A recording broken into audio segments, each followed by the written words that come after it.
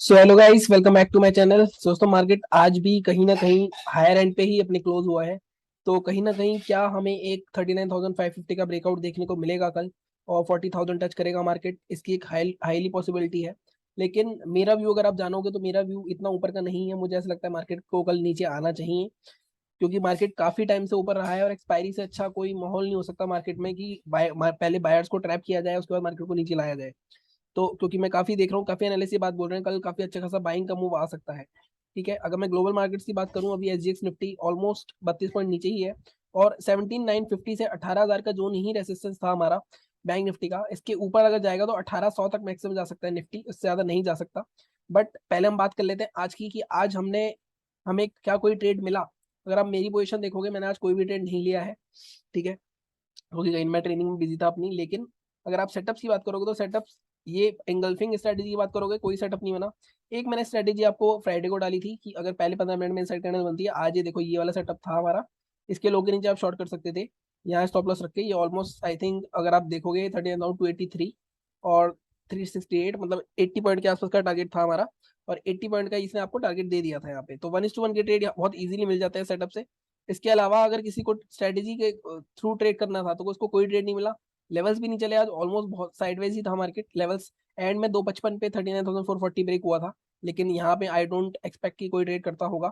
और अगर super trend की स्ट्रेटेजी की बात करूँ तो उसमें उसने एंड में एक ट्रेड बना के दिया हमें, ये वाला ट्रेड। अगर आप देखोगे, ये नेगेटिव ट्रिगर में ट्रेड नहीं करना होता हमें, अगर आपने मेरा वीडियो देखा तो जरूर देखना। और यहाँ पे मैं इसके हाई के ऊपर ट्रेड करना था। स्टॉप लॉस हमारा इन एरोस के नीचे रहता है और आप देखो ये हिट नहीं हुआ हमारा स्टॉप लॉस, और एट द एंड हमें 1:1 1:1.5 आराम से ट्रेड मिल गया।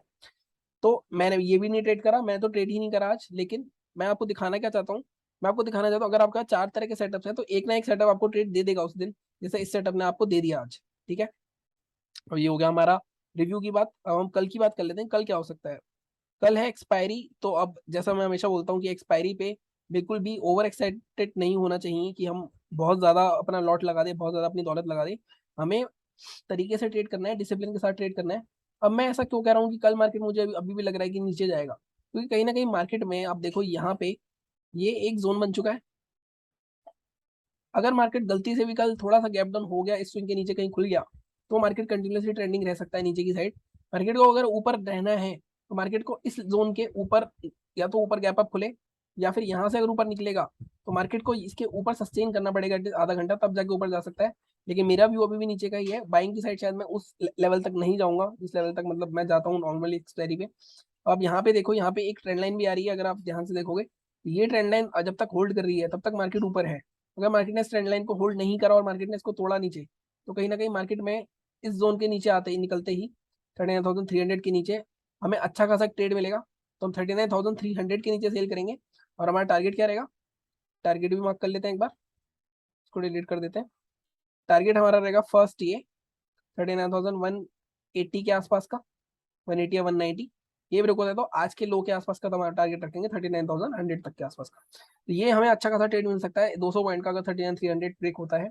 बाइंग क्या हम कर सकते हैं, मैं ज्यादा बाइंग के मूड में नहीं हूँ, लेकिन अगर बाइंग होगी तो कैसे होगी। अगर मार्केट इसी रेंज में ओपन हो गया, मान लो यहाँ रेंज बनाता गया 12-1 बजे ब्रेक हुआ, तो बाइंग हो सकती है क्योंकि तब यहाँ पे शॉर्ट कवरिंग आएगी। मार्केट अगर गैप अप खुल गया, यहाँ तक आया, यहाँ पे अगर सपोर्ट बनाता गया एक डिप हाई के आसपास, यहाँ पे फिर ऊपर निकला तो यहाँ बाय कर सकते हैं। ये दो ही ट्रेड है बाइंग के। और एक्सपायरी है तो टारगेट अपना 100 से 125 पॉइंट के आसपास हम प्रॉफिट बुक करने का सोचेंगे, क्योंकि कहीं ना कहीं एक्सपायरी पे अगर एक भी कैंडल नेगेटिव हो गई तो पूरा प्रीमियम खत्म हो सकता है। ठीक है, और अगर फ्लैट निकल के ऊपर जाता है तो हम पहली बार में ब्रेकआउट के बाय नहीं करेंगे, इसके आई के ऊपर 39,550 के ऊपर ही बाय करेंगे हम, उससे पहले नहीं करेंगे। टारगेट हमारा 650-700 तक रह सकता है। ये हमारी बात होगी बैंक निफ्टी की। निफ्टी की बात कर लेते हैं, इसका डेली चार्ट भी देख लेते हैं एक बार बैंक निफ्टी का। डेली चार्ट पे बैंक निफ्टी क्या कर रहा है, अगर आप अभी भी देखोगे डेली चार्ट पे, आज भी एक मार्केट ने बुलिश कैंडल ही बनाई है। तो कहीं ना कहीं मार्केट 39,520 के आसपास रेसिस्टेंस पर ही है, अगर आप ध्यान से देखो। तो इसके ऊपर अगर निकलता है तो मार्केट अगला जो रेसिस्टेंस आ रहा है वो 39,950 आ रहा है। तो कल हो सकता है मार्केट अगर अपर साइड निकले तो 40,000 भी टच कर सकता है।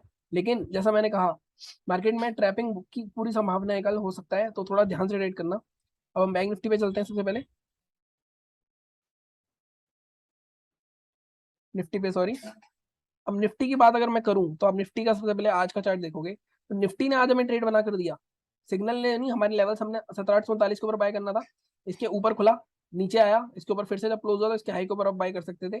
और आपका टारगेट था 17,950 तक का, तो यहाँ कहीं 17,950 हमारा आ गया था अगर आप ध्यान से देखो। लेकिन कहीं ना कहीं अब मार्केट में मोमेंटम इतना नहीं था, तो ऑप्शन बायर्स को उतना फायदा ज्यादा नहीं हुआ होगा, अनलेस उसने यहाँ पकड़ लिया होगा कहीं। अब कल मार्केट में यहाँ पे भी एंड में एक सेल ऑफ सा दिख रहा है हमें, 950 से 16,000 एक बहुत स्ट्रॉन्ग जोन है। और कल जैसे ही मार्केट में ये वाला जो जोन है 17,900 का ब्रेक होगा नीचे की साइड, हम आराम से ट्रेड कर सकते हैं। टारगेट्स क्या रहेंगे हमारे? फर्स्ट टारगेट रहेगा हमारा 17,870 के आसपास का, 850 के आसपास का। दूसरा टारगेट हमारा यही जो रेंज है, अगर आप देखोगे यहाँ पे ये वाली जो रेंज है 839, इसके ब्रेकआउट जोन के आसपास ही रहेगा 839, या आज के लो के आसपास रख सकते हो उसको 833।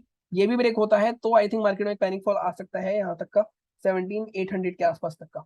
बट एक्सपायरी पे अगर हमें ये 70-80 पॉइंट भी मिल रहे हैं निफ्टी में तो मोर देन इनफ है। मैं हमेशा बोलता हूँ बाइंग में इतना कॉन्फिडेंट नहीं हूँ। अगर देखो बाइंग अगर आप इसके ऊपर करोगे तो 18,000 ऊपर खड़ा है। बाइंग अगर आप करोगे तो 18,020 के ऊपर सस्टेन होना चाहिए, उसके ऊपर तब मार्केट 1800 तक जा सकता है। और अगर आपको सेलिंग का एक और तरीका है, अगर मार्केट मान लो यही खुलता है कहीं नीचे 17,900 ऊपर जाता है और फिर से हमें 18,000 के आसपास मिलता है, तो 18,025 का स्टॉप लगा के एक और पुट की पोजीशन बनाई जा सकती है हमारी, क्योंकि कहीं ना कहीं मार्केट कल वॉलेटाइल भी हो सकता है, मुझे ऐसा लगता है। जैसा भी होगा एक्सपायरी है, बिल्कुल भी एक्साइटेड नहीं होना। अगर वॉलिटिलिटी हैंडल नहीं होती तो अगले वीक की एक्सपायरी में ट्रेड करना, ऐसे मत करना। अगर कुछ समझ में नहीं आ रहा तो आप स्ट्रेटेजी वाली हाइट अनहाइड कर लेना, लगा के रखना। कोई आपको सिग्नल मिले तो उस पर ट्रेड करना, एटलीस्ट आप रूल बेस्ड ट्रेड करोगे तो आपके पैसे ज्यादा नहीं जाएंगे जो आप रैंडम ट्रेड करके गवा सकते हो। ठीक है दोस्तों, ये थी आज की एनालिसिस। चैनल को इसी तरह सपोर्ट करते रहो, सब्सक्राइब करो, लाइक करो और शेयर करो। Thank you so much.